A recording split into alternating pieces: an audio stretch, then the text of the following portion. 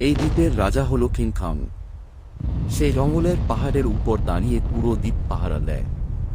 একদিন আকাশে সামরিক হেলিকপ্টার দেখা যায়। মানুষরা নতুন এক পরীক্ষা করতে এসেছে। তারা নিয়ে এসেছে এক অদ্ভুত শক্তি। কং বিশাল গাছ তুলে হাল্কের দিকে আঘাত করে। ধাম! হাল্ক গাছটা মাঝখান থেকে ভেঙে ফেলে। হাল্ক ধীরে ধীরে উঠে দাঁড়ায়। তার চোখ লাল হয়ে যায়, কারণ হাল্ক যত লাগে তত শক্তিশালী হয়। সে মাটি থেকে বিশাল পাথর তুলে কংয়ের দিকে ছুঁড়ে দেয়। কং পাথরটা ভেঙে ফেলে।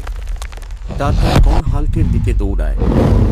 দুজনেই আবার ধাক্কা খায়। মাটি কেঁপে ওঠে।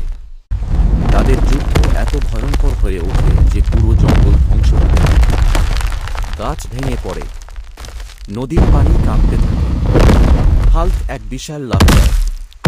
সে কংয়ের কাঁধে উঠে টানা ঘুষি মারতে থাকে। ধাম! ধাম! কং রেগে যায়। সে হাল্ককে ধরে মাটিতে আছাড় মারে। আকাশে আবার বজ্রপাত হয়। বৃষ্টি শুরু হয়। কং একটা বিশাল পাথর তুলে হাল্কের দিকে ছুঁড়ে দেয়।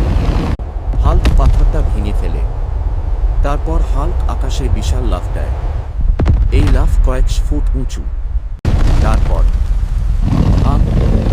হাল্ক কংয়ের বুকে শেষ ঘুষি মারে। কং পিছিয়ে যায়। সে হাঁটু গেড়ে বসে। কিছুক্ষণ নীরবতা। কং ধীরে ধীরে উঠে দাঁড়ায়।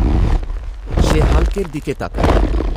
তারপর জঙ্গলের দিকে ফিরে যায়, কারণ সে বুঝে গেছে এই লড়াইয়ের আর দরকার নেই।